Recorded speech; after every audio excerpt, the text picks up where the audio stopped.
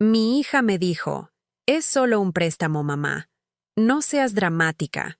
Así que le presté 20 millones de pesos a mi libertad. La mujer que te crió acaba de convertirse en tu cajero automático personal. Hoy, les voy a contar algo que nunca pensé que compartiría. Y si, por un segundo, sienten que esto les suena familiar, por favor, denle like y suscríbanse. Me ayudará a seguir compartiendo estas historias. Me llamo Luz Morales, y a mis 67 años, creía saber lo que era el amor incondicional. Estaba equivocada, completamente equivocada. La mañana en que todo empezó, estaba en mi cocina en el Estado de México, usando el mismo cardigan azul descolorido que tenía desde hacía 15 años. El que tenía un pequeño agujero cerca del codo izquierdo, que siempre decía que iba a coser pero nunca lo hacía. Mis manos estaban cubiertas de harina por hacer coyotas. 1. El dulce aroma a canela y mantequilla llenando el aire como un abrazo cálido que necesitaba desesperadamente, pero que no había recibido en meses. La ventana de la cocina daba al jardín donde mi difunto esposo Mariano había plantado rosales hacía 23 años. Todavía florecían cada primavera. Vibrantes pétalos rosas que me recordaban promesas cumplidas, de un amor que perdura incluso después de la muerte. La luz de la mañana se filtraba a través de esas rosas, proyectando sombras danzantes sobre los pisos de madera que Mariano había insistido en instalar él mismo, tabla por tabla, fin de semana tras fin de semana. Esta casa guardaba 42 años de recuerdos. Cada tabla crujiente contaba una historia. La pequeña abolladura en la pared del comedor donde Emilia, 2, había lanzado su camión de juguete durante un berrinche a los 4 años. Las marcas de altura dibujadas con lápiz en el marco de la puerta que rastreaban su crecimiento de una niña gordita a una adolescente desgarbada. Las fotos familiares alineadas en el pasillo, mañanas de Navidad, fiestas de cumpleaños, graduaciones, todas con las mismas 3 caras envejeciendo, excepto que ahora solo quedaban 2 caras, y una de ellas apenas visitaba ya.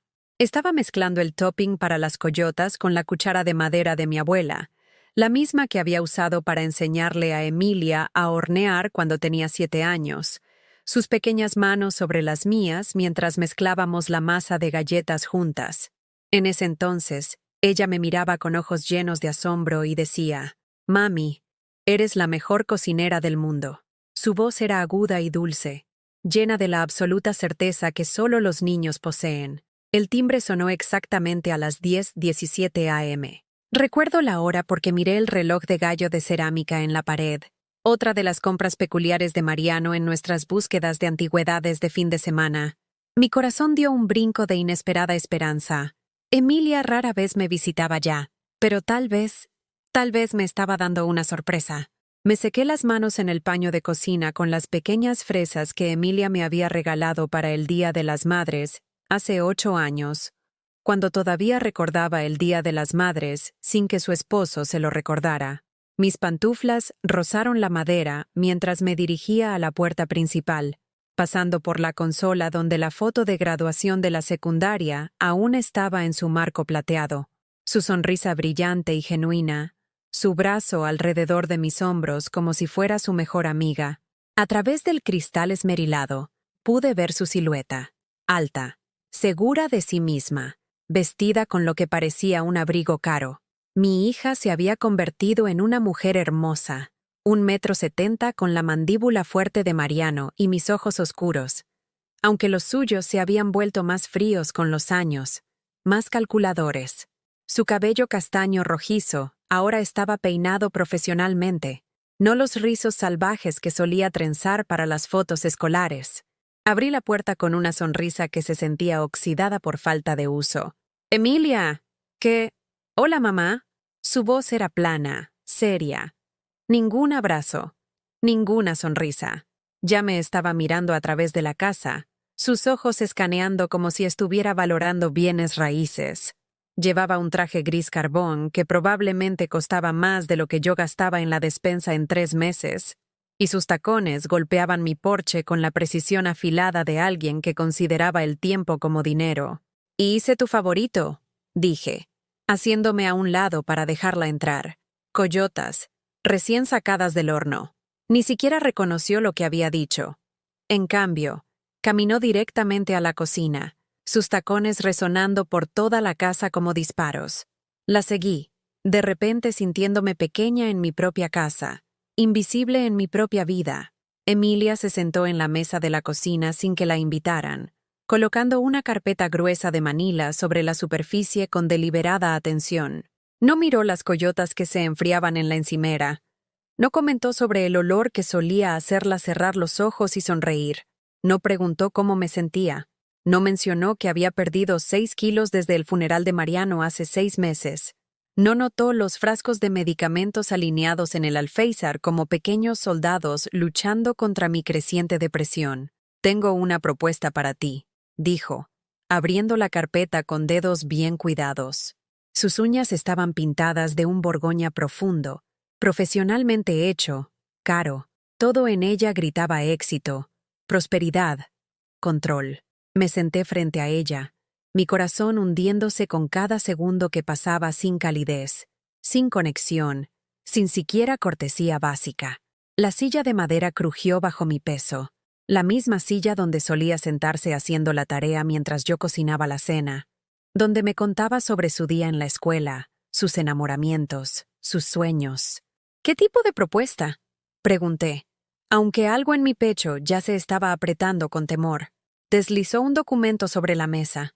Los papeles eran nítidos, de aspecto oficial, con membretes de despachos de abogados de los que nunca había oído hablar. Los números saltaron a la vista, grandes números con muchos ceros que me hacían llorar los ojos. «Es solo un préstamo, mamá», dijo, golpeando esas uñas perfectas contra la mesa con un ritmo que sonaba como una cuenta regresiva. «No seas dramática. Nos ayudarás a poner en marcha este negocio inmobiliario, y te pagaremos en poco tiempo. Es seguro». El número en la parte inferior de la página me cortó la respiración. 20 millones de pesos. Miré los papeles, luego a mi hija, luego de vuelta a los papeles. «Emilia, esto es más de 20 millones de pesos. Sé leer, mamá». Su tono era agudo, impaciente, como si fuera una niña que había hecho una pregunta obvia. «Mira, David y yo hemos estado trabajando en este trato durante meses. Es una gran oportunidad de desarrollo de propiedades en la Riviera Maya. Los rendimientos serán increíbles, pero necesitamos capital para asegurar el terreno. El banco quiere ver activos líquidos que respalden el préstamo». David, su tercer esposo, un hombre al que conocí exactamente 2 veces, ambas veces en restaurantes caros donde pasó toda la comida en su teléfono, haciendo lo que él llamaba llamadas importantes. Era 15 años menor que Emilia, con dientes perfectamente blancos y manos que nunca habían hecho trabajo manual. Me llamaba Luz, como si fuéramos socios comerciales, no familia. «1 millón de pesos es...», empecé, pero ella me interrumpió. «Es nada comparado con lo que papá te dejó». Las palabras me golpearon como una bofetada. ¿Cómo sabía ella sobre las inversiones de Mariano? Nunca le había contado sobre las acciones, los bonos, la cuidadosa planificación financiera que había hecho durante décadas sin que yo lo supiera. Lo descubrí todo después de su muerte, sentada en el despacho de un abogado mientras un extraño leía documentos que revelaban que mi difunto esposo había construido en secreto una fortuna que yo nunca supe que existía. «¿Cómo sabes sobre...?» «Mamá, por favor». Emilia puso los ojos en blanco, una expresión que me transportó a su adolescencia, cuando todo lo que yo decía la molestaba. «¿Crees que no presto atención? ¿Crees que no me di cuenta cuando liquidaste la casa después de que papá murió? ¿Cuando compraste ese coche nuevo?» No soy tonta, pero no había comprado un coche nuevo. Había comprado un Honda de 3 años para reemplazar el de 15 años que finalmente se había ido. Y solo había pagado los 800,000 pesos restantes de la hipoteca, porque a Mariano siempre le preocupó dejarme con deudas. Miré mis manos, que aún llevaban rastros de harina de las coyotas que ella no había reconocido. Estas manos habían cambiado sus pañales, empacado sus loncheras para la escuela, aplaudido en cada partido de fútbol. La habían abrazado cuando los chicos le rompían el corazón. Estas manos habían trabajado turnos dobles en el restaurante cuando las horas de Mariano se redujeron, Habían cosido disfraces de Halloween a la luz de la lámpara. Habían contado centavos para hacer que la Navidad fuera mágica. Emilia, dije suavemente, esta es mi seguridad. Esto es lo que tu padre dejó para cuidarme. Se recostó en su silla, y por un momento, su expresión se suavizó. Pensé que tal vez la había alcanzado. Tal vez la hija que recordaba todavía estaba allí. «Mamá», dijo, y su voz era más suave ahora, más como la Emilia que solía acurrucarse junto a mí durante las tormentas. «No te estoy pidiendo que me lo des. Es un préstamo, con intereses. De hecho, ganarás dinero con este trato». Extendió la mano por la mesa y cubrió mi mano con la suya. Su piel era suave, hidratada, sin callosidades, sin cicatrices de décadas de cuidar a los demás. Además, continuó, ¿cuándo te he fallado? La pregunta quedó en el aire entre nosotras como humo. ¿Cuándo me había fallado? Cuando olvidó mi cumpleaños el año pasado. Cuando no llamó durante mi neumonía. Cuando pasó la Navidad en Acapulco en lugar de venir a casa. Cuando se mudó a 3 estados de distancia y esperaba que yo cuidara a sus hijos durante sus viajes de negocios, pero no podía encontrar tiempo para una simple llamada telefónica. Pero no dije nada de eso, porque a pesar de todo, a pesar de la creciente distancia y la crueldad casual, a pesar de la forma en que me miraba como si fuera un inconveniente en lugar de la mujer que le dio la vida, todavía veía a mi niña. Y tal vez, solo tal vez, si la ayudaba con esto, las cosas podrían volver a ser como solían ser. Firmé los papeles esa tarde. Mis manos temblaban mientras escribía mi nombre en cada línea. Cada firma se sentía como si estuviera renunciando a pedazos de mi alma. Emilia observaba con la intensa concentración de un halcón, sus uñas color borgoña golpeando contra la mesa con ese mismo ritmo implacable. «Estás haciendo lo correcto, mamá», dijo mientras le devolvía la carpeta, pero sus ojos no estaban en mí. Estaban en los papeles, revisando cada firma como un cajero de banco verificando la moneda. Lo correcto. Había estado haciendo lo correcto para Emilia durante toda su vida, y de alguna manera, lo correcto siempre parecía costarme todo. Cuando tenía 16 años y chocó su primer coche, el Honda Civic usado por el que había trabajado horas extras durante 3 meses para comprar, vendí el anillo de compromiso de mi abuela para pagar las reparaciones y su deducible del seguro. Emilia se encogió de hombros y dijo, «Los accidentes pasan, mamá. Al menos no me hice daño». Nunca preguntó por el anillo. Nunca notó que ya no estaba en mi dedo. Cuando quiso ir a la Universidad Iberoamericana en lugar de la escuela estatal que podíamos pagar, tomé una segunda hipoteca sobre la casa. $40,000 en deuda adicional que había ocultado a Mariano porque no podía soportar ver la preocupación en sus ojos. Emilia se graduó con un título en Administración de Empresas e inmediatamente se mudó a la Ciudad de México, donde consiguió un trabajo en una empresa de consultoría y comenzó a salir con hombres que usaban trajes que costaban más que mi salario mensual. «Estoy construyendo mi carrera, mamá», decía cada vez que le sugería que me visitara. «¿Entiendes, verdad? Este es mi tiempo para concentrarme en mí misma». Su tiempo para concentrarse en sí misma había durado 23 años y contando. Cuando se casó con su primer esposo, un cirujano llamado Roberto que me miraba como si fuera la empleada, planeé y pagué toda la boda. $180,000 por un día que se suponía que celebraba el amor, pero que se sentía más como una fusión de negocios. Emilia quería que todo fuera perfecto. El lugar del club de campo, las flores importadas, el vestido de diseñador que costaba más que los coches de la mayoría de la gente. «Es mi día especial, mamá», dijo cuando le sugerí amablemente una ceremonia más pequeña. «Solo tengo una boda». Excepto que no fue así. Hubo 3 bodas, y contribuí a todas ellas. La segunda fue más pequeña, pero aún así me costó $120,000, porque Emilia dijo que había aprendido de sus errores y quería algo más íntimo. La tercera, con David, fue una boda de destino en Valle de Bravo que ayudé a financiar a pesar de no poder pagar el billete de avión para asistir. «Lo estamos manteniendo pequeño, mamá», me llamó Emilia para decirme. «Solo la familia inmediata». Aparentemente, la familia inmediata no incluía a la mujer que le había dado a luz. Después de cada divorcio, Emilia acudía a mí en busca de apoyo. No apoyo emocional, sino dinero real. Honorarios legales, gastos de mudanza, depósitos para nuevos apartamentos. Escribí cheque tras cheque, agotando mis ahorros, posponiendo mis propias necesidades, convenciéndome de que esto era lo que hacían las madres.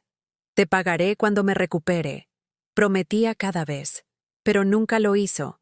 El dinero desaparecía como agua en la arena, y Emilia pasaba a su siguiente relación, su siguiente oportunidad, su siguiente crisis que requería mi intervención financiera. Cuando nació su primer hijo, la pequeña Sara, ahora de 12 años, Emilia me llamó del hospital no para compartir la alegría de una nueva vida, sino para preguntar si podía ayudar con las facturas médicas que su seguro no cubría. El bebé está bien, mamá, pero el hospital quiere 80,000 pesos por adelantado para la habitación premium y el pediatra privado. David dice que es importante para nuestra imagen. Conduje a la Ciudad de México con un cheque de caja, esperando abrazar a mi nieta, ser parte de este momento milagroso. En cambio, entregué el dinero y me permitieron exactamente 20 minutos con el bebé antes de que David sugiriera que volviera a mi hotel porque el horario de visitas casi había terminado. A Sara le siguió Tomás 2 años después, y luego Miguel el año pasado. 3 nietos que apenas conocía, que me llamaban Abuela Luz, como si fuera una pariente lejana en lugar de la mujer que había ayudado a financiar sus nacimientos, su guardería, la matrícula de su escuela privada. Había enviado tarjetas de cumpleaños llenas de tarjetas de regalo para jugueterías y boutiques de ropa. Había enviado por correo postal regalos de Navidad envueltos en papel caro, con notas que les decían cuánto los amaba. Las llamadas de agradecimiento se habían acortado cada año, más superficiales, hasta que dejaron de llegar por completo. Los niños están muy ocupados con actividades, explicaba Emilia cuando preguntaba por ellos. Ya sabes cómo es con los niños hoy en día. Fútbol, clases de piano, tutorías. Apenas tienen tiempo para respirar, pero tenían tiempo para unas vacaciones caras que Emilia publicaba en las redes sociales. Tenían tiempo para viajes de esquí a Aspen y casas de playa en los Outer Banks. Simplemente no tenían tiempo para una abuela que vivía a 3 estados de distancia y cuyo único valor parecía ser los cheques que podía escribir. Mariano había intentado hablar conmigo sobre eso, especialmente en los últimos años antes de su infarto. Me veía colgar el teléfono después de otra petición de Emilia. Veía cómo mis hombros se hundían con cada demanda financiera. Luz, decía con esa voz suave que me había sostenido durante 43 años de matrimonio, no puedes seguir haciendo esto. Es una mujer adulta con su propia familia. La estás consintiendo. Es mi hija, respondía. La misma respuesta que le había dado docenas de veces. ¿Qué se supone que haga? ¿Dejarla que sufra? ¿Dejar que mis nietos sufran? No está sufriendo, señalaba Mariano, gesticulando hacia el bolso caro que Emilia había llevado en su última visita. Los zapatos de diseñador, el coche de lujo que había estacionado en nuestra entrada. Está eligiendo gastar dinero que no tiene y luego espera que cubras la diferencia. Pero yo no podía oírlo entonces. No podía ver lo que Mariano veía tan claramente, que Emilia había aprendido a manipular mi amor, a convertir mis instintos maternos en armas, a convertir mi mayor fortaleza en mi mayor debilidad explotable. El patrón siempre era el mismo. Emilia desaparecía durante semanas o meses, viviendo su vida como si yo no existiera. Luego llamaba con una crisis, su voz repentinamente cálida y afectuosa, llena de «Te quiero, mamá, y eres la mejor, y no sé qué haría sin ti». Pintaba imágenes vívidas de sus terribles circunstancias, siempre de alguna manera relacionadas con el bienestar de los niños, o los negocios de su esposo, o alguna oportunidad que cambiaría todo si tan solo tuviera el capital para perseguirla. Me hacía sentir que la estaba salvando, que yo era la heroína de su historia, que mi dinero era una inversión en nuestra relación, y le creía, cada vez. Las peticiones se habían vuelto más grandes con los años.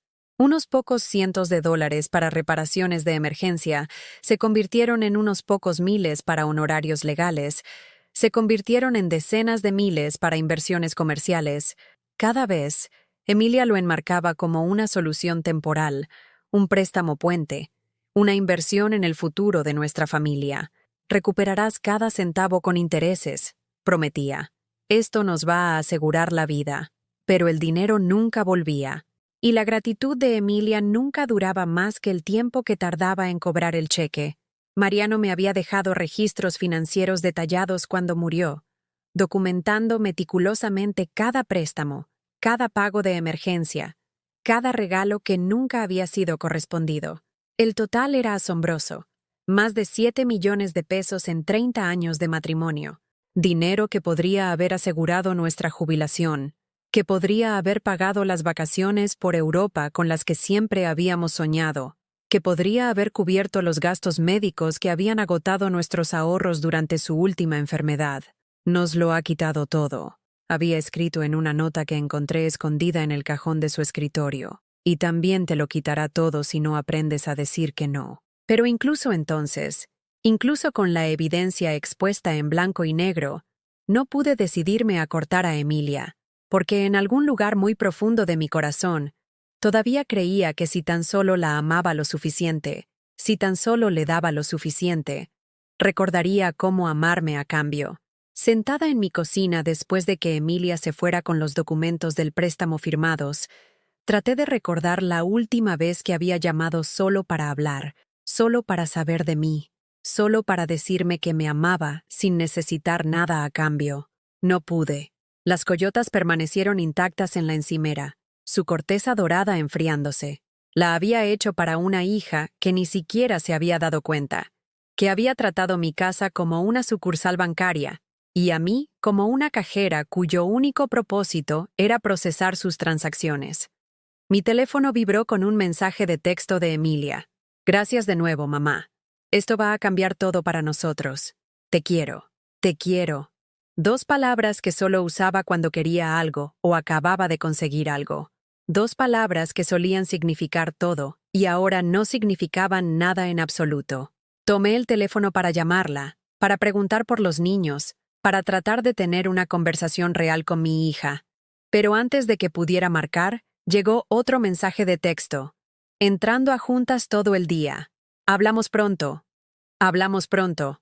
Otra promesa que nunca se cumpliría. Otra migaja lanzada para mantenerme esperanzada, para mantenerme invertida, para mantenerme creyendo que en algún lugar dentro de la mujer calculadora que acababa de salir por mi puerta, mi niña todavía existía.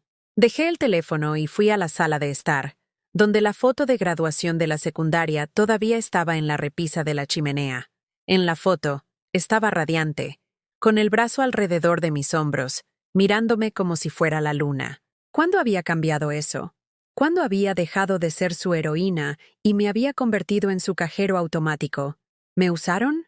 La pregunta susurró en mi mente como veneno, extendiéndose por mis pensamientos, contaminando cada recuerdo, cada justificación, cada excusa que había hecho por su comportamiento a lo largo de los años. ¿Me usaron? Las semanas que siguieron a la firma del préstamo fueron las más solitarias de mi vida. Y eso es mucho decir, porque me había estado sintiendo invisible durante años. Emilia desapareció por completo. Ni llamadas telefónicas, ni mensajes de texto, ni siquiera la cortesía de hacerme saber que el dinero se había transferido con éxito. Revisaba mi cuenta bancaria obsesivamente, observando cómo el saldo caía en 20 millones de pesos en una sola transacción electrónica que tardó menos de 30 segundos en procesarse. 43 años de los cuidadosos ahorros de Mariano se fueron con unas pocas pulsaciones de teclas. Mi cumpleaños número 68 llegó y pasó un martes de octubre. Siempre me había gustado mi cumpleaños, no porque necesitara regalos o fiestas, sino porque era el único día en que Emilia solía recordar que existía. Durante 20 años, había llamado, a veces enviado flores, ocasionalmente incluso visitado. Este año, nada. Me senté junto al teléfono todo el día, saltando cada vez que sonaba, esperando escuchar su voz diciendo, «Feliz cumpleaños, mamá», con ese tono cálido que solía tener. Pero las únicas llamadas fueron de telemarketers que intentaban venderme garantías extendidas para el coche y sistemas de seguridad para el hogar. Esa noche, hice algo que nunca antes había hecho. La llamé. «¿Hola?», La voz de Emilia estaba distraída, distante. Podía oír a los niños riendo de fondo, el sonido de un televisor, la voz de David preguntando por las reservas para la cena. «Hola, cariño», dije. Mi voz se entrecortó un poco. Solo esperaba que me llamaras hoy. ¿Por qué? ¿Por qué iba a llamar hoy? Hubo una confusión genuina en su voz, como si le hubiera pedido que explicara la física cuántica. «Es mi cumpleaños». El silencio se prolongó tanto que pensé que se había cortado la llamada. Finalmente, Emilia suspiró. «Ay, mamá. Lo siento. Las cosas han estado absolutamente locas con la nueva adquisición de la propiedad. David y yo hemos estado en reuniones sin parar, y los niños han estado... Mira, feliz cumpleaños, ¿vale? Te enviaré algo bonito, como si fuera una tía distante a la que se sentía obligada a reconocer. No necesito nada», dije rápidamente. «Solo quería oír tu voz. ¿Cómo están los niños? ¿Cómo está el pequeño Miguel? ¿Ya camina? Mamá, de verdad no puedo hablar ahora. Vamos a cenar. Y David ya está en el coche. Te llamo este fin de semana, ¿vale?» No llamó ese fin de semana, ni el siguiente. 2 semanas después, vi la publicación en Instagram. Emilia en un restaurante elegante en la Riviera Maya, brindando con una copa de champaña para celebrar el cierre de la propiedad de nuestros sueños. Se veía radiante, exitosa, rodeada de gente con ropa cara. El pie de foto decía: «No podría haberlo hecho sin mi increíble equipo. Los sueños se hacen realidad. Bienes raíces bendecidos». Mi dinero había hecho posible esa celebración. Mi sacrificio había puesto esa copa de champaña en su mano, esa sonrisa en su rostro, ese hashtag de bendecidos en sus redes sociales. Pero yo no era parte de su equipo. Ni siquiera me mencionaron. Los comentarios estaban llenos de felicitaciones de amigos de los que nunca había oído hablar. «Te lo mereces. Estoy muy orgullosa de ti. El éxito te sienta bien». Quería comentar. Quería escribir algo como: «Felicidades, cariño. Con amor, mamá». Pero algo me detuvo. Quizás fue el orgullo. Quizás fue la creciente comprensión de que yo era una socia silenciosa en la historia de éxito de Emilia, proporcionando el financiamiento pero nunca recibiendo el crédito. Noviembre trajo mi cita anual para la mamografía. La había estado posponiendo porque la ansiedad por los exámenes médicos siempre me hacía sentir tonta y dramática. Pero Mariano me había prometido, antes de morir, que seguiría con mis exámenes de salud. «Necesitas cuidarte, Luz», me había dicho durante su última estancia en el hospital. «Prométeme que no te desvanecerás después de que me vaya». Lo había prometido, aunque ya me estaba desvaneciendo. Podía sentirlo sucediendo. La forma en que me movía por mis días como un fantasma, la forma en que mi voz se había vuelto más silenciosa, la forma en que había comenzado a disculparme por existir. La mamografía mostró una anomalía. «Nada definitivo», explicó el radiólogo, «pero algo que requería seguimiento. Una biopsia, más exámenes, potencialmente noticias serias que podrían cambiarlo todo». Llamé a Emilia desde el estacionamiento del hospital, con las manos temblorosas mientras marcaba su número. «No puedo hablar ahora mismo, mamá», respondió sin siquiera decir hola. «Estoy mostrando una propiedad a posibles inversionistas».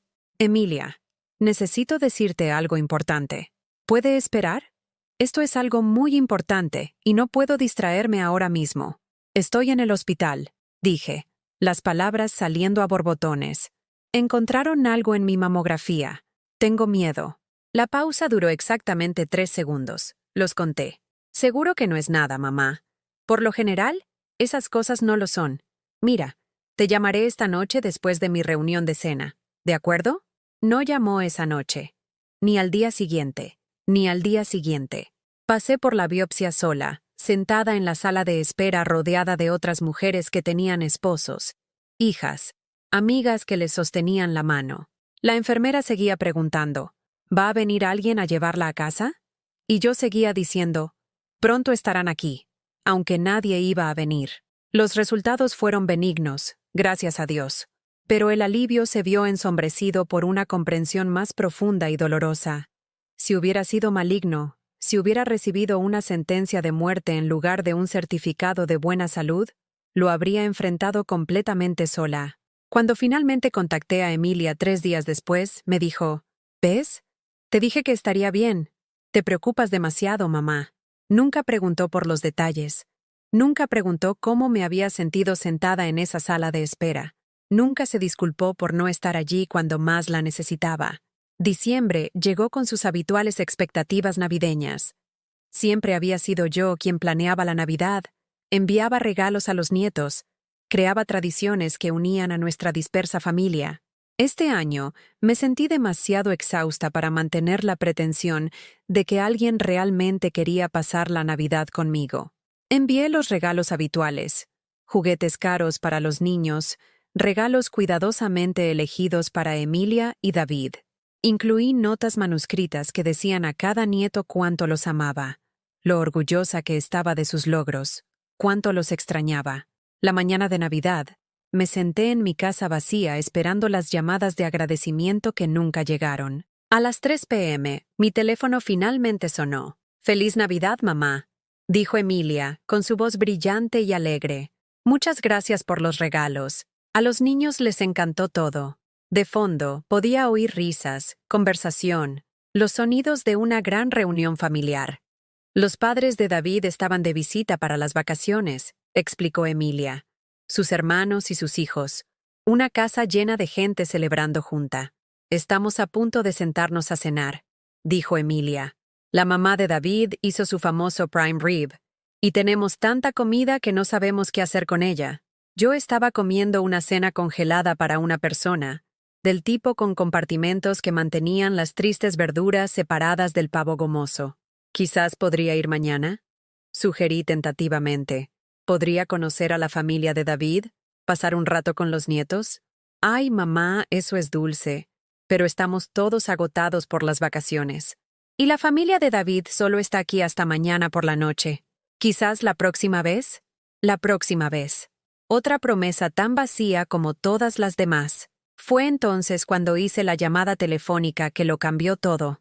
Llamé directamente a la oficina de David, usando el número de la tarjeta de visita que me había dado hace meses. Le dije a su secretaria que era la madre de Emilia y que necesitaba discutir algunos documentos financieros relacionados con su empresa inmobiliaria. «Lo siento, señora Morales», dijo la secretaria cortésmente, «pero el señor Williams está en las Bahamas hasta enero. Él y su familia están pasando las vacaciones en su nueva casa de vacaciones». Su nueva casa de vacaciones. Comprada con mi dinero mientras yo pasaba la Navidad sola, comiendo comida procesada y preguntándome por qué mi hija no podía dedicar 30 minutos a una conversación telefónica. Colgué y de inmediato abrí mi computadora portátil, algo que rara vez hacía, excepto para revisar el correo electrónico y pagar las facturas en línea. Pero esa noche, me convertí en detective de mi propia vida, buscando evidencia de lo que mi sacrificio realmente había financiado. Las redes sociales de Emilia contaban la historia con detalles de alta definición, fotos de sus vacaciones navideñas en las Bahamas, en una extensa villa frente al mar, los niños construyendo castillos de arena mientras Emilia se relajaba junto a una piscina infinita, David en un yate que aparentemente había comprado para el entretenimiento de los clientes, Emilia de compras en Nassau, con los brazos llenos de bolsas de diseñador, su sonrisa brillante con la satisfacción de gastar sin límites. Cada imagen era un puñal en mi corazón. Mi $1.000.000 no solo había financiado su negocio inmobiliario, sino que había financiado un estilo de vida que yo nunca podría permitirme, experiencias que nunca tendría, lujos que me eran tan ajenos como los viajes espaciales. Pero el peor descubrimiento llegó cuando hice clic en el perfil de LinkedIn de David. La biografía de su empresa enumeraba adquisiciones recientes, incluida algo llamado Morales Holdings S.A.D.C.V., a una empresa de inversión inmobiliaria que había establecido solo 2 meses después de recibir mi préstamo. Morales Holdings, mi apellido, utilizado para una empresa de la que no sabía nada, en la que no tenía participación y de la que nunca me beneficiaría. Hice clic más profundamente, siguiendo enlaces y referencias cruzadas con el enfoque desesperado de alguien que necesitaba entender cómo había sido completamente traicionada. Lo que encontré me heló la sangre. Habían usado mi préstamo no solo para la compra inicial de la propiedad, sino como garantía para un plan de inversión mucho mayor. Habían apalancado mis 20 millones de pesos en un proyecto de desarrollo de 60 millones de pesos. Y de alguna manera, en el laberinto de documentos legales y estructuras corporativas, se las habían arreglado para usar mi casa, el hogar por el que Mariano y yo habíamos pasado 42 años pagando, como garantía adicional. Mi hogar. El único lugar que pensé que era seguro, intocable, mío. Encontré los papeles enterrados en mis propios archivos, documentos que había firmado junto con el acuerdo de préstamo sin leerlos cuidadosamente. En mi confianza, mi desesperación por ayudar a mi hija, mi patética gratitud de que me hubiera incluido en su historia de éxito, había renunciado a mi seguridad sin siquiera darme cuenta. La casa en la que estaba sentada, rodeada de 42 años de recuerdos, legalmente pertenecía a Morales Holdings S.A.D.C.V., mientras la inversión de David y Emilia permaneciera activa. Si su empresa fracasaba, no solo perdería mi dinero, sino que perdería mi casa. Me senté en la mesa de mi cocina hasta el amanecer, mirando los documentos legales que habían convertido a mi hija en mi casera y a mi amor en su palanca. Las coyotas que había hecho el día que pidió el préstamo todavía estaban en mi refrigerador, ahora cubiertas de moho, su dulzura convertida en podredumbre, como todo lo demás que había tratado de darle. Esa mañana no hice café, no me duché, no pretendí que hoy fuera diferente a ayer, o que mañana pudiera traer la llamada telefónica donde Emilia recordara que tenía una madre. En cambio, me senté en el porche de mi casa en camisón y bata, observando cómo salía el sol sobre el vecindario donde había vivido durante 4 décadas, preguntándome si todavía me permitirían ver cómo se ponía. No dormí durante 3 días después de descubrir lo que le habían hecho a mi casa. En cambio, me senté en el viejo sillón reclinable de Mariano, el que todavía olía débilmente a su loción para después del afeitado, aferrándome a los documentos legales que habían convertido mi casa en su garantía. Al 4.º día, hice algo que nunca había hecho en 68 años de vida. Me enojé. No la ira silenciosa y reprimida que había llevado durante años. No la frustración decepcionada que había aprendido a enterrar bajo sonrisas y comprensión. Esto era algo primitivo y limpio y completamente desconocido. Una rabia que ardía en mi pecho como un incendio forestal, consumiendo cada excusa que alguna vez había hecho por el comportamiento de Emilia. La llamé a las 7 a.m. del martes por la mañana, cuando sabía que estaría preparando a los niños para la escuela, cuando estaría apresurada y distraída e incapaz de desviar con promesas de volver a llamar más tarde. ¿Mamá? Sonaba sorprendida, molesta. ¿Qué pasa? Es muy temprano. Sé sobre Morales Holdings, dije sin preámbulos. Mi voz era firme, tranquila. Nada como la mujer temblorosa que había pasado décadas disculpándose por existir. El silencio al otro lado fue ensordecedor. Podía oír a David en el fondo preguntando quién llamaba. Oí la fuerte inhalación de aire de Emilia cuando se dio cuenta de lo que había descubierto. No sé de qué estás hablando, dijo finalmente. Pero su voz se había agudizado, a la defensiva. Usaste mi casa como garantía, Emilia. Pusiste mi casa en riesgo sin decírmelo. Creaste una empresa usando mi nombre sin mi permiso. Tomaste mi 1.000.000 de pesos y los apalancaste en un esquema que podría costarme todo lo que me queda. Mamá, estás exagerando. No. La palabra salió como un disparo.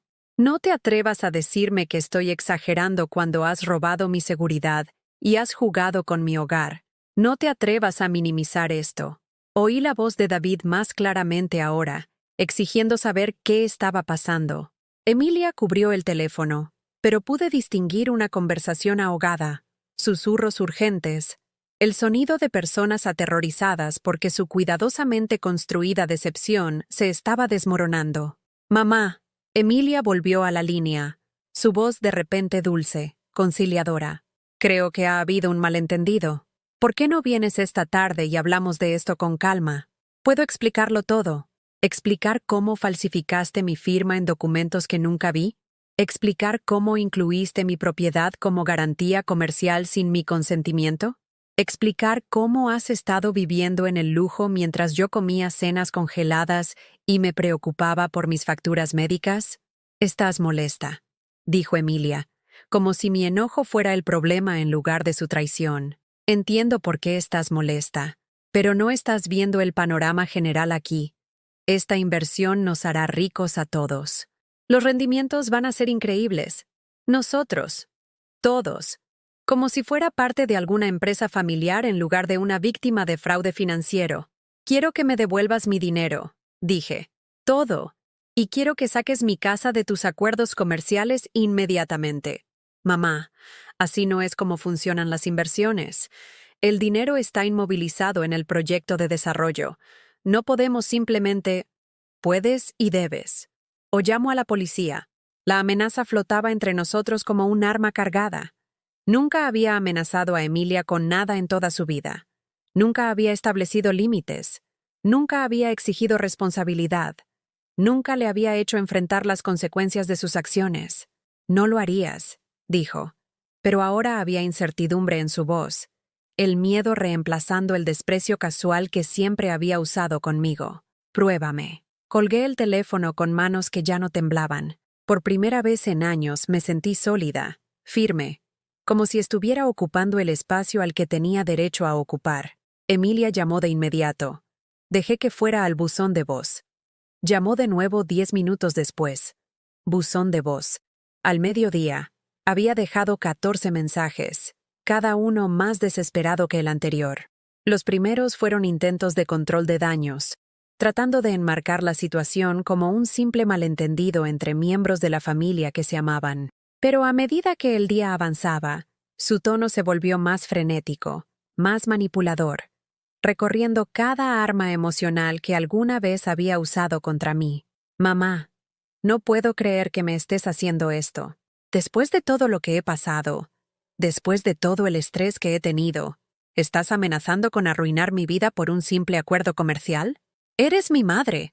¿Cómo puedes siquiera pensar en llamar a la policía a tu propia hija? ¿Qué pensaría papá si supiera que me estás tratando así?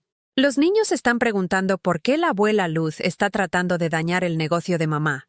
¿Quieres que te odien? Ese último mensaje fue el que casi me rompe. La idea de que mis nietos pudieran pensar que yo era la villana en esta historia, que Emilia los envenenaría contra mí para protegerse, me envió de regreso al territorio familiar de la culpa y la duda. Pero entonces recordé las palabras de Mariano de sus últimos días. Nos lo ha quitado todo, y también te lo quitará todo si no aprendes a decir que no. Borré los mensajes sin escuchar el resto. Esa noche, David llamó. Su voz era suave, profesional, el tono que probablemente usaba con clientes difíciles que necesitaban ser gestionados y manipulados. Luz, creo que empezamos con el pie equivocado esta mañana. Emilia está muy molesta, y francamente, me preocupa el estrés que esto está poniendo en nuestras relaciones familiares. Nuestras relaciones familiares.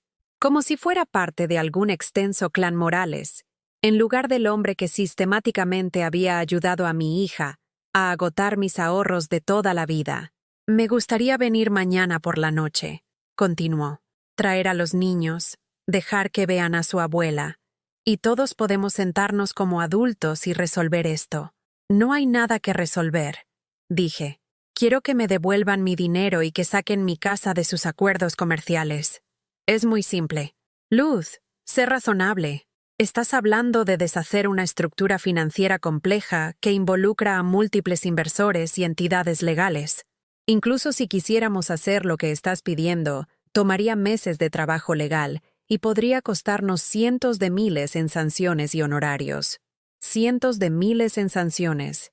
Mi dinero, utilizado para generar ganancias que nunca vería, mientras que la amenaza de perderlo todo se presentaba como mi culpa por ser irrazonable. Eso suena como tu problema, no como el mío, dije. Mira, la voz de David se endureció ligeramente, revelando el borde bajo su pulida apariencia. Sé que estás molesta, pero necesitas pensar en lo que realmente estás pidiendo aquí. Estás hablando de destruir el negocio de Emilia, arruinar su reputación, potencialmente llevar a nuestra familia a la bancarrota. ¿Es realmente eso lo que quieres? ¿Es ese el legado que quieres dejar a tus nietos? Mi legado. Estaba enmarcando mi intento de recuperar mis activos robados como un ataque al futuro de mi propia familia. La audacia era impresionante. Mi legado, dije lentamente, no es ser un felpudo para las personas que creen que amar significa no tener que enfrentar las consecuencias de sus acciones. Le colgué también. A la mañana siguiente, Emilia apareció en la puerta de mi casa a las 6:30 am. Tenía un aspecto terrible.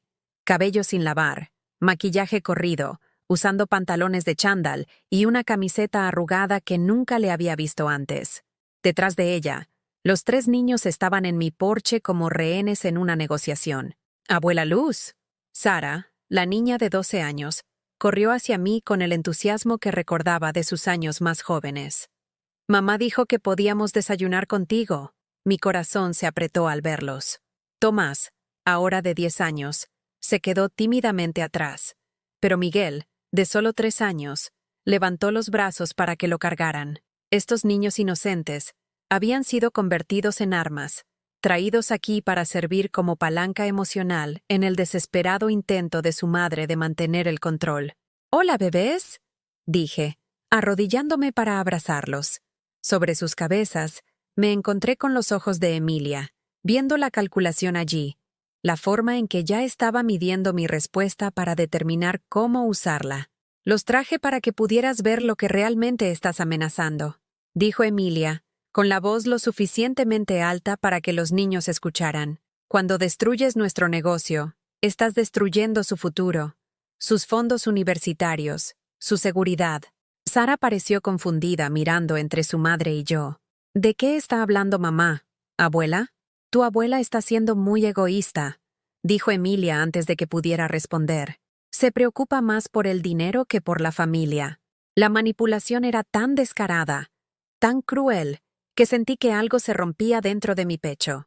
No el dolor familiar de la decepción, sino algo más limpio y poderoso.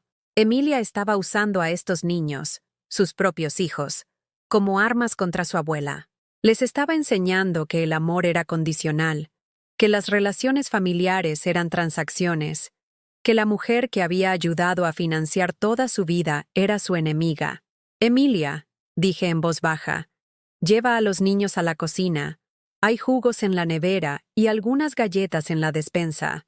Necesito hablar con tu madre a solas». Los niños se marcharon corriendo, emocionados por la perspectiva de golosinas inesperadas. Emilia y yo nos quedamos en mi sala de estar, rodeadas de fotos familiares que de repente se sentían como evidencia en un caso criminal. «¿Cómo te atreves?», susurró Emilia, rompiéndose finalmente su compostura. «¿Cómo te atreves a usar a mis hijos en mi contra?» «No los estoy usando contra ti», dije. «Los trajiste aquí para usarlos contra mí.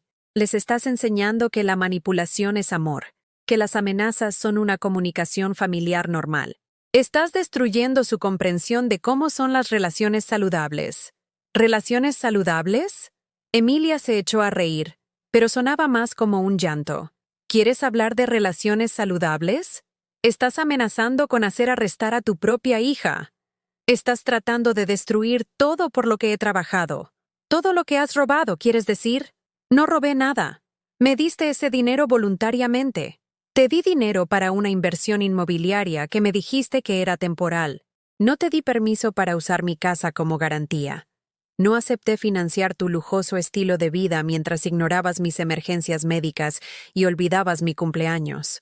La cara de Emilia se derrumbó, y por un momento vi a la niña que solía ser, la que había llorado cuando se raspaba la rodilla y corría hacia mí en busca de consuelo. «Mamá», dijo, y su voz era pequeña, desesperada.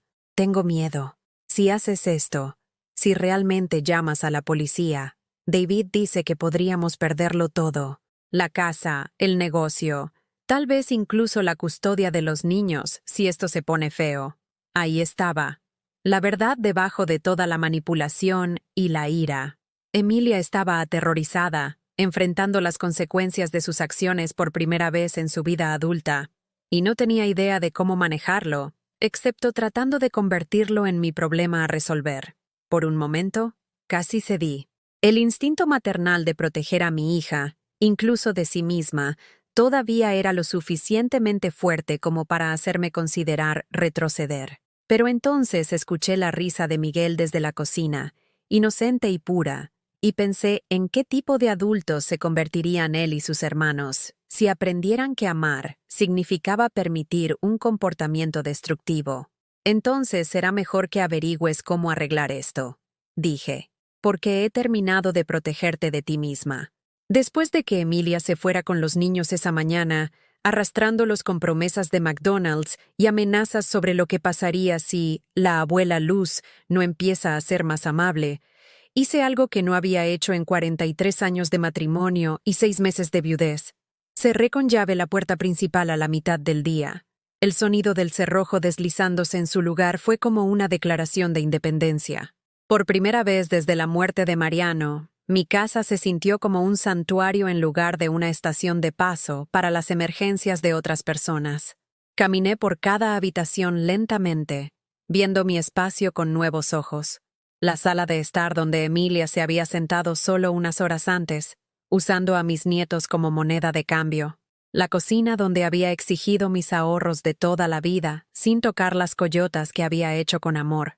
El dormitorio donde había perdido el sueño preocupándome por sus problemas mientras ella publicaba fotos de vacaciones de viajes financiados por mi sacrificio. Esta era mi casa. Estas eran mis posesiones, mis recuerdos, mi vida. Y había terminado de compartirlos con personas que los veían como recursos a explotar en lugar de regalos para atesorar. Me preparé un desayuno adecuado por primera vez en meses. No las tostadas apresuradas y el café instantáneo con los que había estado sobreviviendo, sino comida real preparada con cuidado. Huevos revueltos con hierbas frescas del jardín que Mariano había plantado. Tostadas del buen pan que generalmente guardaba para ocasiones especiales. Café de los granos caros que había estado acumulando como si fueran oro. Mientras comía en la mesa de mi cocina, me di cuenta de algo profundo. Había estado viviendo como una invitada en mi propia vida, guardando las cosas buenas para otras personas mientras me convencía de que no las merecía. El silencio era hermoso. Ningún teléfono sonando con exigencias. Ninguna ansiedad sobre qué crisis requeriría mi atención inmediata. Ninguna culpa por no hacer lo suficiente, dar lo suficiente, ser suficiente para personas que nunca estarían satisfechas. Pasé la tarde haciendo algo que había olvidado cómo hacer. Lo que quisiera. Leí 3 capítulos de una novela que había estado queriendo terminar durante 2 años. Tomé un baño largo y caliente con sales de Epsom y el aceite de lavanda que había comprado hace 6 meses y nunca había usado.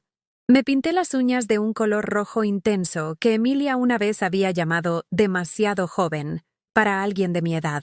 Demasiado joven. A los 68 años, aparentemente era demasiado mayor para usar esmalte de uñas, pero lo suficientemente joven para financiar el lujoso estilo de vida de mi hija. Esa noche, llamé a mi abogada, no a la abogada de la familia que había manejado la herencia de Mariano, sino a una nueva. Una mujer llamada Patricia Hernández, que se especializaba en el abuso financiero de ancianos. Había encontrado su número en la guía telefónica y la había elegido específicamente porque Emilia nunca la había conocido, no la conocía, no podía encantarla ni manipularla. Señora Morales, dijo Patricia después de que le expliqué mi situación, lo que está describiendo es la explotación financiera de Manuel. El hecho de que usaron su propiedad como garantía sin su pleno entendimiento constituye fraude, independientemente de lo que haya firmado. Fraude. La palabra se sintió aterradora y validante a la vez. No estaba siendo dramática ni irrazonable. Era víctima de un delito. ¿Cuáles son mis opciones? Pregunté. Varias. Podemos exigir el cese inmediato del uso no autorizado de su propiedad. Podemos presentar demandas civiles para la recuperación de fondos obtenidos mediante tergiversación. Si las circunstancias lo justifican, podemos presentar cargos penales por abuso de ancianos y fraude financiero. Cargos penales. La idea de Emilia esposada, frente a un juez, teniendo que explicar sus acciones a extraños que no se dejarían influenciar por sus lágrimas, ni serían manipulados por sus acusaciones, Me envió un escalofrío que fue a partes iguales, miedo y satisfacción. No quiero necesariamente verla en prisión, dije con cuidado. Solo quiero que me devuelvan mi dinero y que mi propiedad esté protegida. Comenzaremos con los recursos civiles, me aseguró Patricia. Pero, señora Morales, necesito que entienda algo. Las personas que cometen este tipo de fraude rara vez responden a las solicitudes de cumplimiento voluntario. Típicamente intensifican sus tácticas de manipulación cuando se enfrentan a consecuencias legales. ¿Está preparada para eso? ¿Estaba preparada para que Emilia empeorara? ¿Para que David se volviera más amenazante? ¿Para que mis nietos fueran entrenados para rechazarme por completo? Sí, dije, sorprendiéndome a mí misma con la firmeza de mi voz. Estoy preparada. A la mañana siguiente, la oficina de Patricia notificó a Emilia y David con una orden de cese y desista con respecto al uso no autorizado de mi propiedad, junto con una solicitud formal de devolución de los fondos obtenidos por tergiversación. Tenían 72 horas para responder. Emilia me llamó en una hora, con la voz temblando de rabia. «Realmente lo hiciste», dijo sin preámbulos. «Realmente involucraste a abogados, contra tu propia hija». «Involucré a abogados contra alguien que me estafó», corregí. «El hecho de que seas mi hija lo empeora, no lo mejora. ¿Tienes idea de lo que has hecho? Los socios comerciales de David están asustados. Nuestros inversores amenazan con retirarse. Podrías destruir todo por lo que hemos trabajado, todo por lo que habían trabajado con mi dinero, usando mi casa como garantía, mientras me excluían de cualquier beneficio o toma de decisiones». «Bien», dije, y lo sentí. «¿Bien?» La voz de Emilia alcanzó un tono que nunca había escuchado antes. «¿Quieres destruir a tu propia familia? ¿Quieres hacer sufrir a tus nietos porque estás enojada por el dinero? Emilia, para. Solo para». Sentí que una calma se apoderaba de mí. El tipo de paz que proviene de finalmente decir la verdad después de años de tragar mentiras. No eres mi familia. La familia no se roba. La familia no se usa. La familia no convierte a los niños en armas contra su abuela. «Soy tu hija. Eres una extraña que casualmente comparte mi ADN. Mi hija murió hace años, lentamente, pedazo a pedazo, cada vez que elegía el dinero por encima de la relación, la manipulación por encima de la honestidad, la explotación por encima del amor». El silencio al otro lado fue completo. Podía oírla respirar. Casi podía imaginar su rostro mientras procesaba lo que había dicho. «No lo dices en serio», susurró finalmente. «Lo digo en serio. ¿Quieres saber lo que has hecho, Emilia? Me has liberado. Por primera vez en tu vida adulta, no soy responsable de tus problemas. No estoy obligada a solucionar tus errores. No estoy obligada a sacrificar mi seguridad por tus ambiciones. Mamá, no me llames así. Perdiste el derecho a llamarme así cuando decidiste que yo era una cuenta bancaria en lugar de una persona». Colgué el teléfono e inmediatamente lo apagué. Cualquiera que fuera la respuesta de Emilia, cualquier nueva manipulación que ideara, cualquier amenaza o soborno o chantaje emocional que intentara, no necesitaba oírlo. Por primera vez en décadas, la crisis de Emilia no era mi emergencia. Pasé esa tarde en el banco, reuniéndome con un asesor financiero para discutir la protección de mis activos restantes. La mujer, Sandra Millán, tenía más o menos mi edad y tenía unos ojos amables que me recordaban a mi madre. «Señora Morales», dijo después de revisar mis cuentas, «voy a ser muy directa con usted. Ha sido víctima de abuso financiero, el patrón de grandes retiros al mismo destinatario, la falta de acuerdos de préstamo documentados, el uso de su propiedad como garantía. Esta es la explotación clásica. Confiaba en ella», dije simplemente. «Es mi hija». Y explotó esa confianza. La buena noticia es que todavía tiene activos sustanciales. Las inversiones que hizo su esposo han seguido creciendo y tiene opciones para protegerse en el futuro. Me explicó una serie de medidas de seguridad, estructuras de fideicomiso que le impedirían verse presionada a tomar grandes decisiones financieras, alertas automáticas de fraude en mis cuentas y protecciones legales que harían imposible que los miembros de la familia usaran mi propiedad sin la aprobación explícita del tribunal. Lo más importante, dijo Sandra. Es que reconozca que esto no fue culpa suya. Los hijos adultos que explotan a sus padres son manipuladores hábiles. Saben exactamente qué botones emocionales presionar para obtener lo que quieren. Mientras conducía a casa esa noche, pasé por la escuela primaria donde había sido voluntaria durante 15 años, leyendo a los niños y ayudando con los eventos escolares. Había dejado de ser voluntaria cuando las exigencias de tiempo de Emilia se volvieron demasiado abrumadoras, cuando cada momento libre tenía que dedicarse a cualquier crisis que hubiera fabricado. Por impulso, entré al estacionamiento y entré en la oficina principal. Luz Morales, la secretaria, la señora García, levantó la vista con verdadera alegría. La hemos extrañado mucho. ¿Está aquí para ser voluntaria de nuevo? En realidad sí, dije, sorprendiéndome a mí misma. Me gustaría volver. Ahora tengo algo de tiempo libre. Maravilloso. Los niños han estado preguntando por usted. A la clase de primer grado de la señora Pérez le encantaría que volviera para la hora del cuento. Mientras llenaba el papeleo para regresar como voluntaria, sentí algo que no había experimentado en años. Anticipación.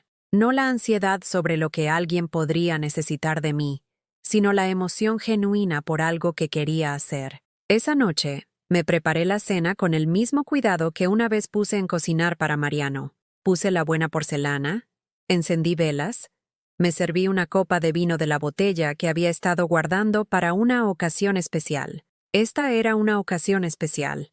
Este era el primer día del resto de mi vida. Levanté mi copa al comedor vacío y hablé en voz alta. Brindo por Luz Morales, que vale más que el dinero en su cuenta bancaria, que se merece algo mejor que ser tratada como un cajero automático, que finalmente está aprendiendo a decir que no. El vino sabía a posibilidad. Mi teléfono, que había vuelto a encender después de la cena, mostraba 17 llamadas perdidas de Emilia y David.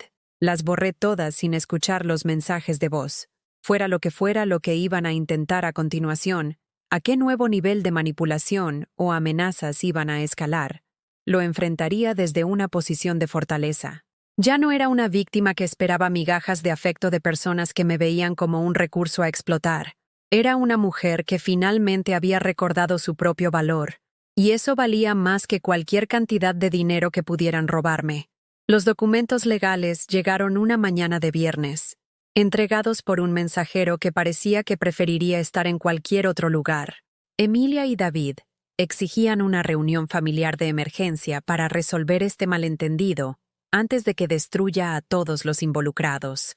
La carta, escrita en un membrete legal caro, me acusaba de actuar irracionalmente debido a la inestabilidad mental inducida por el dolor, y amenazaba con buscar un proceso de tutela si no cesaba este comportamiento destructivo inmediatamente. Tutela.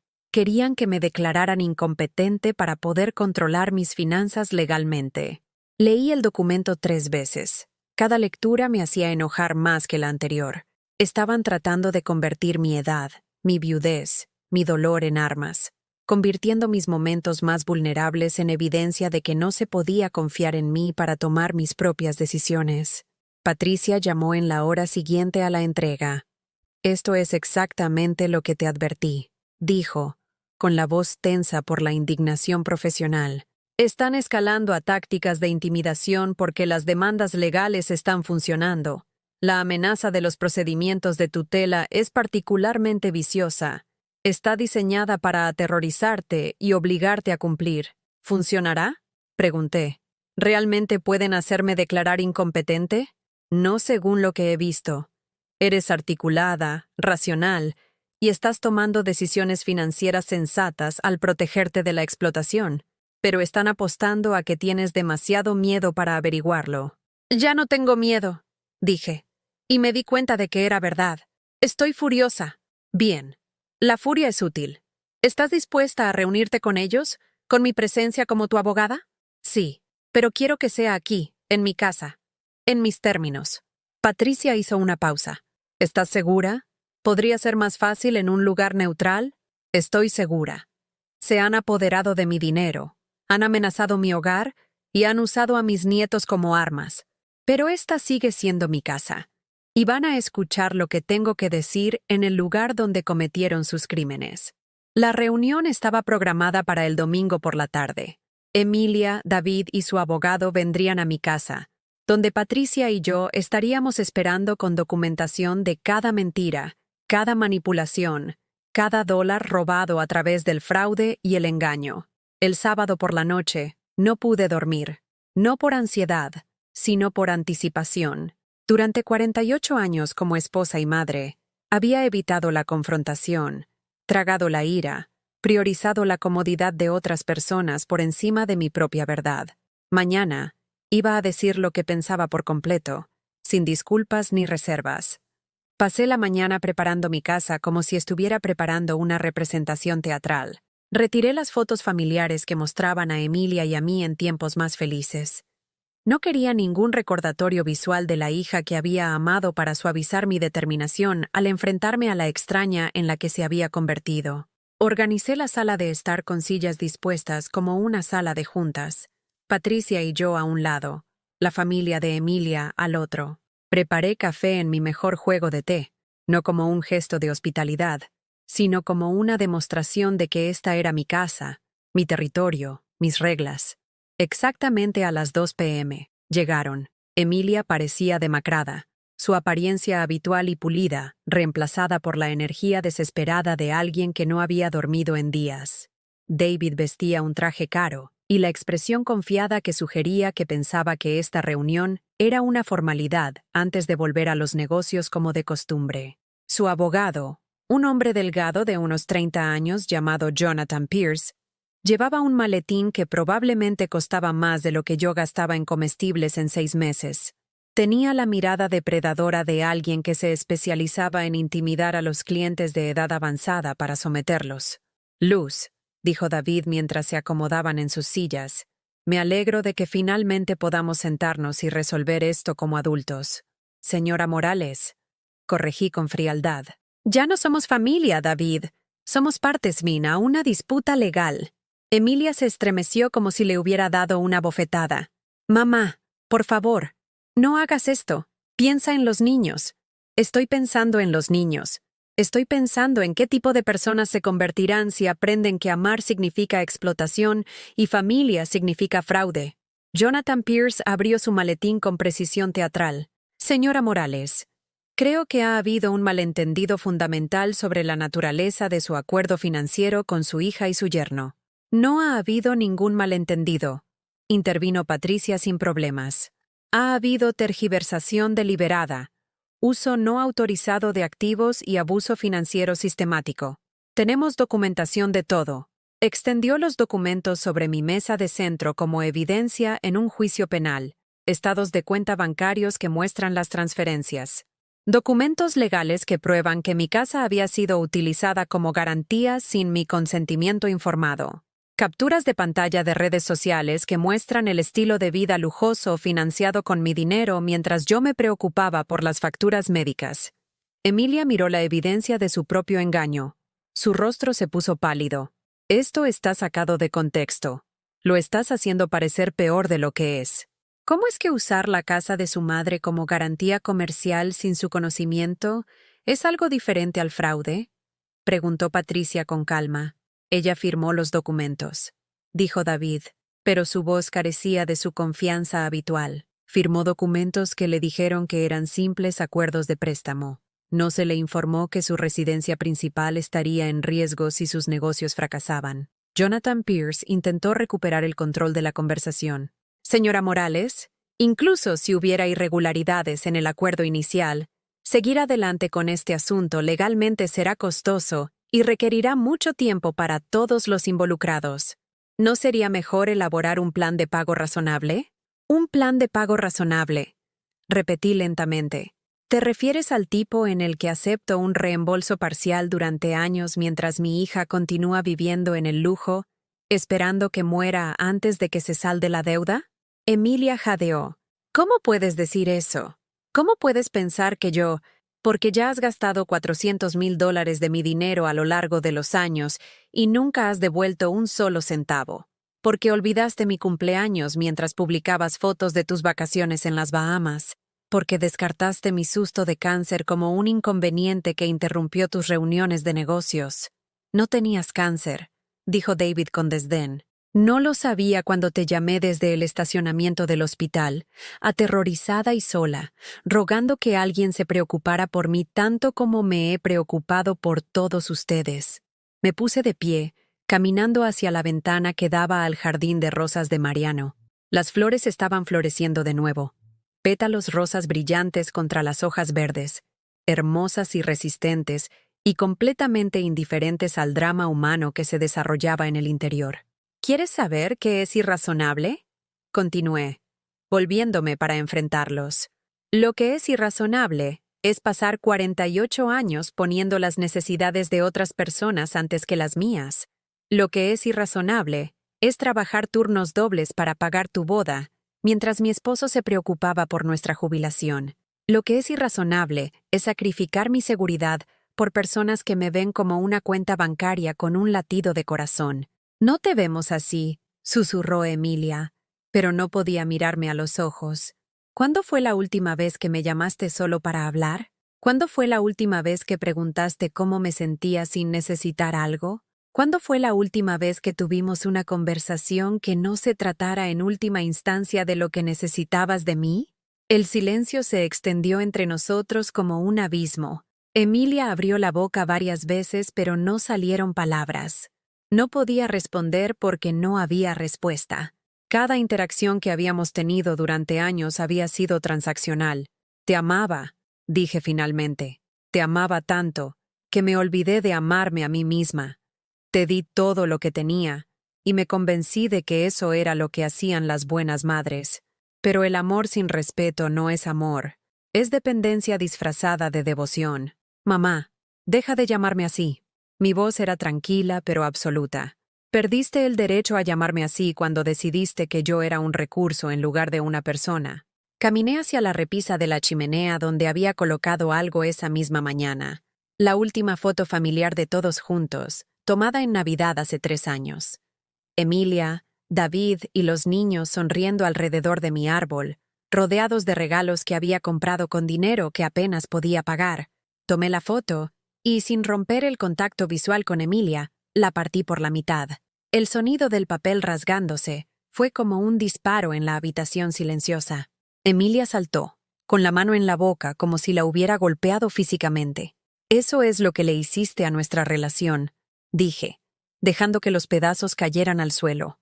La rompiste cada vez que elegiste el dinero por encima de la conexión, cada vez que usaste mi amor como palanca, cada vez que enseñaste a mis nietos que familia significa tomar lo que puedas obtener. Jonathan Pierce se aclaró la garganta con nerviosismo. Señora Morales, quizás deberíamos centrarnos en soluciones prácticas en lugar de...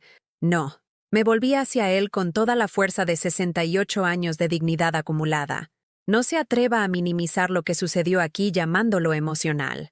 Esta familia destruyó mi confianza, robó mi seguridad y trató de convencerme de que era mi culpa por ser dramática. No hay nada emocional en el fraude. Regresé a donde estaba Patricia, con el rostro cuidadosamente neutral pero con los ojos orgullosos. «Estos son mis términos», dije, dirigiéndome a la habitación como un director ejecutivo que entrega un ultimátum. «Devolverán mis 20 millones de pesos en 30 días, o procederemos con cargos penales. Retirarán mi propiedad de todos los acuerdos comerciales inmediatamente. Cesarán todo contacto conmigo, excepto a través de abogados». «¿Y si cumplimos?», preguntó David, su anterior arrogancia completamente desaparecida.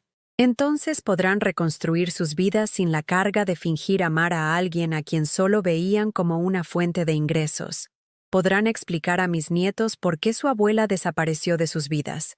Podrán vivir con el conocimiento de que destruyeron a la única persona que los amaba incondicionalmente». Emilia estaba llorando ahora, lágrimas silenciosas que corrían por su rostro. «Por favor», susurró, «no hagas esto. Cambiaré. Seré mejor. Solo dame otra oportunidad. Otra oportunidad». Las mismas palabras que había usado después de cada promesa rota, cada cumpleaños olvidado, cada crisis que había requerido mi intervención financiera. «Te di otra oportunidad durante 30 años», dije, He terminado de darte oportunidades para hacerme daño. Abrí mi puerta principal, la misma puerta por la que había entrado de niña al volver de la escuela, de adolescente colándose después de la hora de llegada, de adulta que solo visitaba cuando necesitaba algo. «Sal de mi casa», dije con calma. «Y no vuelvas». Salieron en silencio. Jonathan Pierce agarrando su maletín, el rostro de David rojo de rabia apenas contenida, Emilia sollozando como si se le estuviera rompiendo el corazón. Solo cuando su coche desapareció por mi calle cerré la puerta y deslicé el cerrojo en su lugar. Patricia recogió sus documentos, observándome con curiosidad profesional. «¿Cómo se siente?». Consideré la pregunta seriamente. ¿Cómo me sentía? Libre. Dije finalmente. Por primera vez en décadas, me siento completamente libre.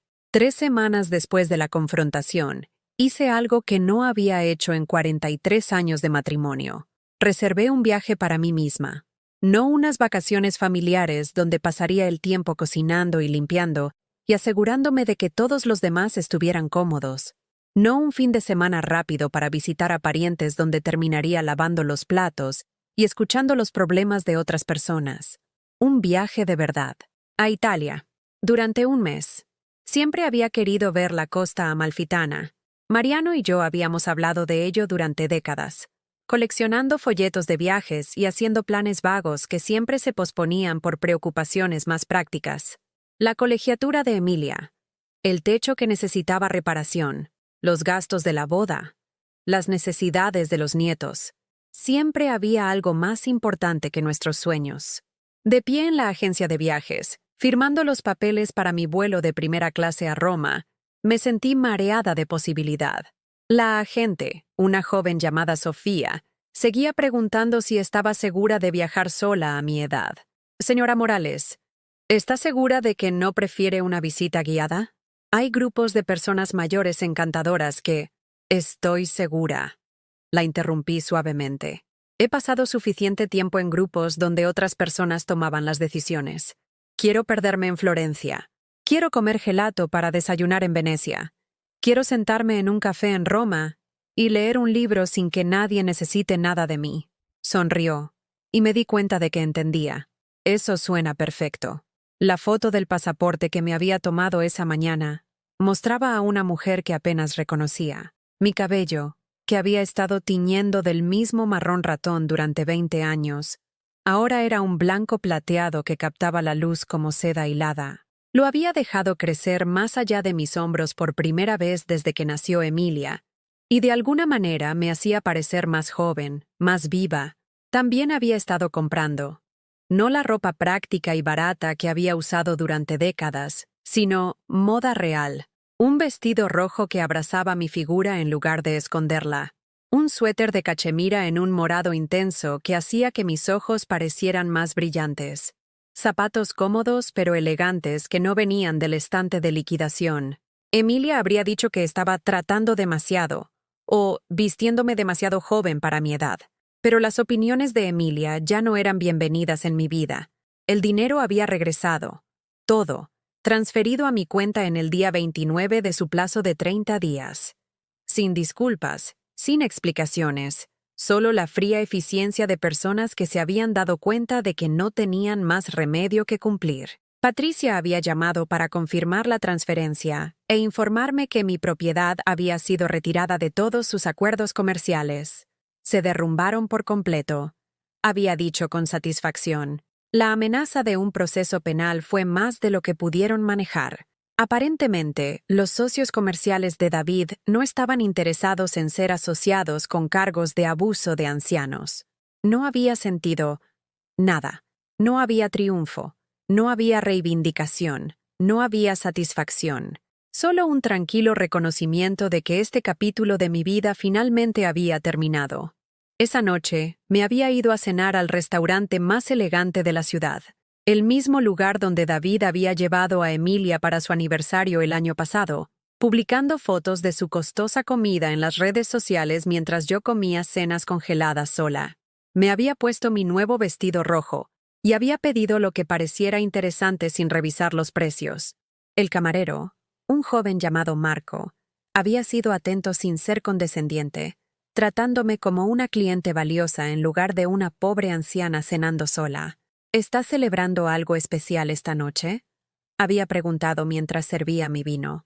Sí, dije, levantando mi copa a la silla vacía frente a mí. Estoy celebrando mi liberación. A la mañana siguiente, había empezado a ser voluntaria en la escuela primaria de nuevo.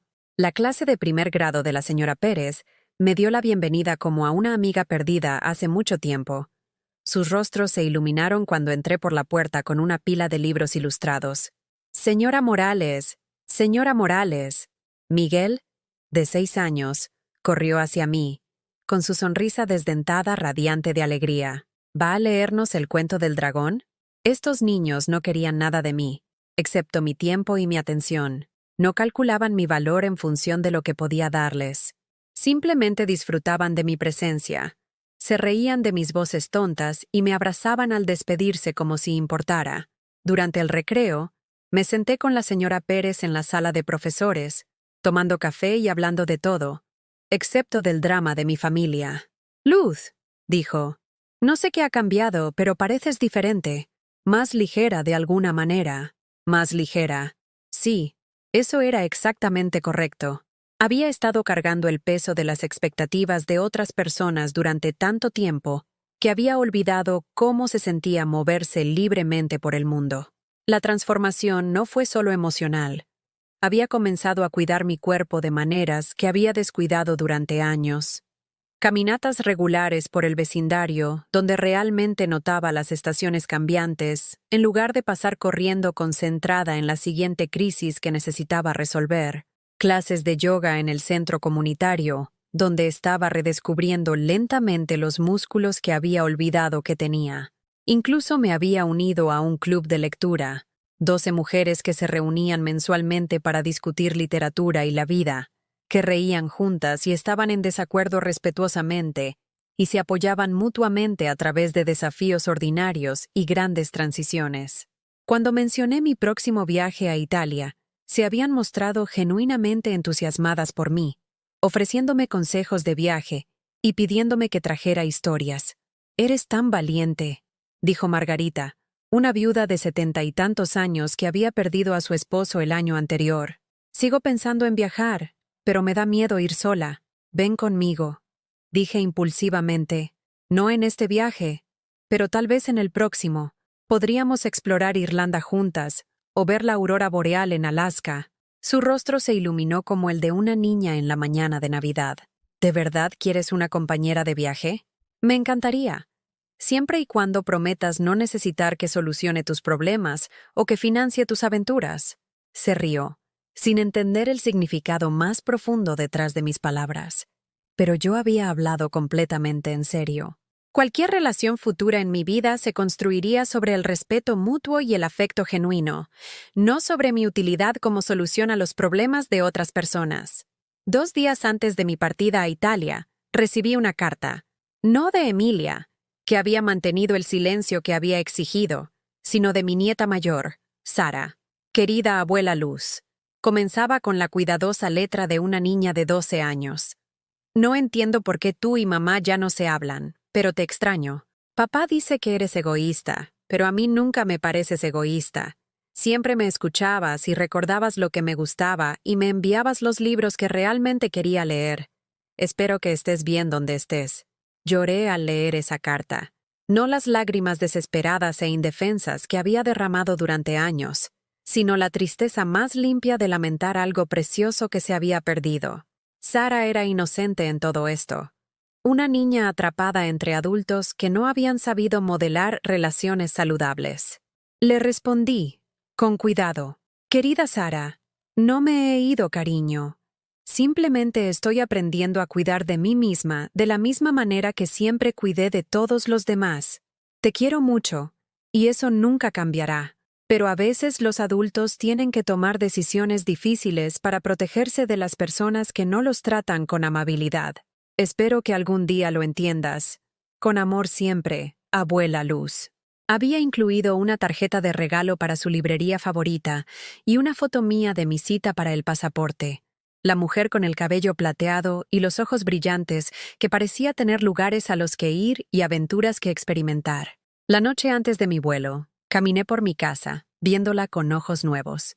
Los espacios donde solían colgar las fotos de la familia de Emilia ahora estaban llenos de fotos de mis amigas del club de lectura, de mis compañeras voluntarias, de los niños a los que les leía todas las semanas, personas que me valoraban por lo que era, no por lo que podía proporcionar. Había empacado mi maleta con ropa que había elegido porque me hacía sentir hermosa, libros que había querido leer, y un diario donde planeaba documentar mis aventuras. Todo en esa maleta pertenecía a Luz Morales. No a Luz, la madre. Luz, la esposa. Luz, la máquina expendedora de dinero, sino a Luz, la mujer que finalmente estaba aprendiendo a vivir para sí misma, de pie en mi dormitorio, mirando la cama donde había pasado tantas noches de insomnio preocupándome por los problemas de Emilia. Sentí una profunda sensación de plenitud. No un final, sino un comienzo. No una pérdida, sino un descubrimiento. Hablé en voz alta a la habitación vacía, con la voz fuerte y clara. Pasé 68 años aprendiendo a amar a otras personas. Ahora voy a pasar el tiempo que me queda aprendiendo a amarme a mí misma. A la mañana siguiente, cuando mi taxi llegó para llevarme al aeropuerto, cerré la puerta principal y me alejé de mi antigua vida sin mirar atrás. Las rosas que Mariano había plantado estaban floreciendo bajo el sol de la mañana, hermosas y resistentes, prosperando sin requerir la atención constante de nadie, como yo, en el avión, acomodándome en mi asiento de primera clase con una copa de champaña y una novela que me entusiasmaba leer. Miré por la ventana el mundo que se extendía debajo de mí como un mapa de infinitas posibilidades. La azafata, una mujer de la edad de Emilia, me preguntó si viajaba para reunirme con mi familia en Italia. No, dije, sonriendo mientras abría mi libro. Viajo para encontrarme a mí misma. Y por primera vez en décadas, no podía esperar a ver qué descubriría. 6 meses después, estoy sentada en un café en Positano, observando la puesta de sol pintar el Mediterráneo en tonos de oro y rosa. Mi diario está abierto junto a mi capuchino, lleno de bocetos de ruinas antiguas, flores prensadas de las laderas de la Toscana, y pensamientos que nunca me habría atrevido a escribir cuando vivía mi vida para la aprobación de otras personas. La mujer de la mesa de al lado tiene la edad de Emilia, hablando italiano rápido por teléfono, mientras su anciana madre se sienta en silencio, ocasionalmente extendiendo la mano para tomarla de la mano. Las observo con curiosidad en lugar de dolor ahora. Su dinámica es tan diferente de la que yo tenía con Emilia. Esta hija escucha cuando su madre habla, la incluye en la conversación, la trata con el afecto casual que proviene del respeto genuino. Solía pensar que eso era lo que Emilia y yo teníamos. Estaba equivocada. El correo electrónico llegó esta mañana, reenviado por Patricia. Emilia quiere reconciliarse, dice. David la dejó hace 3 meses, llevándose la mitad de sus bienes y dejándola con deudas que no puede manejar sola. La casa en la Riviera Maya está en ejecución hipotecaria. Ha tenido que sacar a los niños de la escuela privada. Ahora me doy cuenta de cuánto te di por sentada, escribió. Era joven y estúpida, y pensé que siempre estarías allí sin importar cómo te tratara. Sé que no lo merezco, pero espero que podamos empezar de nuevo. Los niños extrañan a su abuela, y yo extraño a mi mamá. Hace 1 año, ese correo electrónico me habría hecho correr de regreso a Nueva York con mi chequera abierta y mi corazón lleno de esperanza. Lo habría visto como una prueba de que mi amor finalmente la había alcanzado, que la hija que recordaba todavía estaba allí debajo de todo el egoísmo y la manipulación. Ahora lo veo por lo que es. Otra transacción. Emilia no extraña a su madre, extraña a su cajero automático. No lamenta cómo me trató. Lamenta que sus acciones hayan tenido consecuencias que no pudo controlar. Borré el correo electrónico sin responder. La puesta de sol italiana me recuerda a otra noche, la semana pasada, cuando cené con Marco, el dueño viudo del pequeño hotel donde me he estado hospedando. Tiene 72 años. con manos que saben cómo arreglar las cosas y ojos que se arrugan cuando se ríe. No compartimos un idioma más allá de las frases de cortesía básicas, pero nos comunicamos con sonrisas y gestos, y el cómodo silencio de dos personas que han vivido lo suficiente para saber que la compañía no requiere una conversación constante. Cuando le conté, en mi italiano a medias mezclado con inglés, sobre Emilia y por qué viajaba sola, asintió con comprensión. La familia, dijo, sacudiendo la cabeza con tristeza. A veces, las personas que más deberían amarnos nos hieren más profundamente. Luego sirvió más vino y me contó sobre su propio hijo, que se mudó a Estados Unidos hace 20 años y llama una vez al año en Navidad, siempre pidiendo dinero, nunca preguntando por la salud o la felicidad de su padre. Pero tengo buena vida ahora, había dicho Marco, gesticulando hacia su pequeño hotel, su jardín, la vista del mar desde su terraza. Aprendí que la paz vale más que tratar de comprar amor de personas que no quieren darlo. Paz. Sí, eso es lo que tengo ahora. No el silencio desesperado de alguien que intenta no hacer olas, sino la profunda tranquilidad de alguien que finalmente ha aprendido a nadar en sus propias aguas. Ayer, llamé a Margarita de mi club de lectura. Ha decidido unirse a mí en Irlanda el próximo mes, su primer viaje internacional desde que murió su esposo. Pasamos una hora planeando nuestro itinerario, riéndonos de los castillos que queremos ver, y los pubs donde beberemos Guinness y fingiremos ser viajeros del mundo. Luz, dijo antes de colgar, necesito decirte algo. Cuando empezaste a venir al club de lectura, justo después de que cortaste el contacto con tu hija, pensé que estabas cometiendo un error. Seguí esperando que te arrepintieras, que intentaras arreglar las cosas con tu familia. Contuve la respiración, preguntándome si estaba a punto de decirme que debía reconsiderar la última súplica de Emilia. Pero al verte estos últimos meses, continuó, al ver cómo has florecido, lo feliz que estás, me doy cuenta de que no perdiste una hija. Te encontraste a ti misma. Me encontré a mí misma. A los 68 años, finalmente entiendo quién es Luz Morales cuando no está definida por las necesidades y expectativas de otras personas. Soy una mujer que lee vorazmente y discute libros con pasión. Soy alguien que hace reír a los niños durante la hora del cuento y recuerda sus nombres y personajes favoritos. Soy una viajera que no tiene miedo de perderse en ciudades extranjeras, porque perderse a veces conduce a los descubrimientos más hermosos. Soy alguien que puede sentarse sola en un café sin sentirse sola, que puede cenar a la luz de las velas sin necesitar que nadie valide la experiencia, que puede despertarse cada mañana emocionada por lo que el día pueda traer, en lugar de ansiosa por qué crisis exigirá mi atención inmediata. Esta mañana, recibí otro correo electrónico, este de Sara. Ahora tiene 14 años, lo suficientemente mayor para entender más sobre lo que pasó entre su madre y yo. Abuela Luz, escribió, mamá me mostró las fotos de tu viaje a Italia, y te ves tan feliz, más feliz de lo que recuerdo que te veías cuando solías visitarnos. Siento que mi mamá te haya lastimado. Siento no haber entendido antes.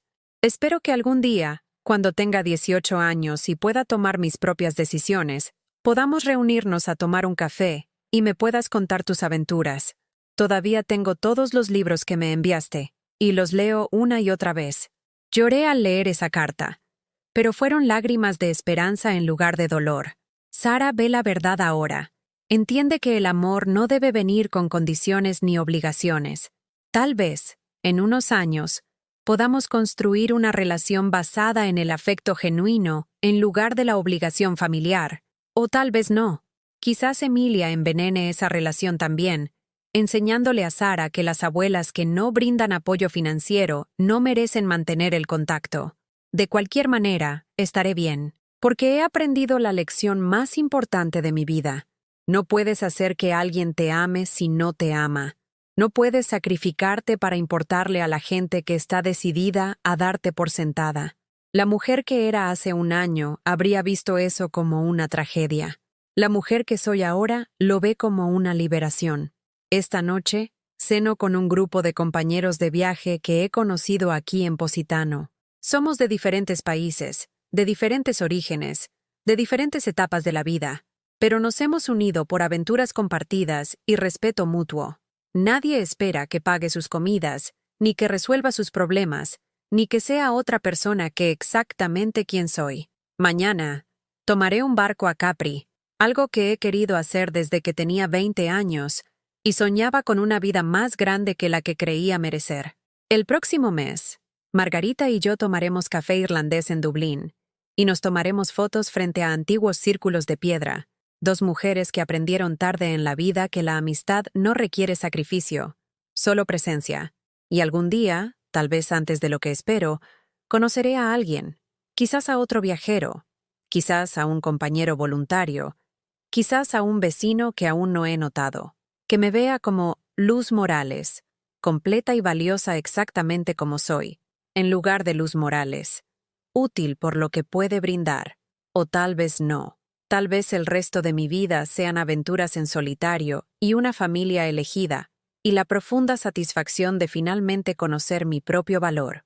De cualquier manera, ya no tengo miedo de estar sola, porque he aprendido la diferencia entre la soledad y la soledad, entre ser necesitada y ser amada, entre dar hasta que duela y dar porque trae alegría. El sol se ha puesto ahora, y el café está encendiendo sus velas vespertinas. Otros comensales están llegando, parejas tomadas de la mano, familias con niños, grupos de amigos compartiendo historias con vino. Solía mirar escenas como esta y sentirme excluida, como si estuviera viendo la vida desde afuera. Ahora me veo como parte del tapiz, no porque esté con otra persona, sino porque estoy completamente presente en mi propia vida. Cierro mi diario y le hago una señal al camarero para pedir la cuenta. En unos minutos, caminaré de regreso a mi hotel por el sendero costero, escuchando las olas y planeando la aventura de mañana. La noche es cálida, las estrellas están empezando a aparecer, y no necesito estar en ningún otro lugar. Por primera vez en mi vida, estoy exactamente donde pertenezco, y ese lugar es donde yo elija estar. ¿Alguna vez has sentido que estabas dando tanto de ti que olvidaste quién eras debajo de todo eso?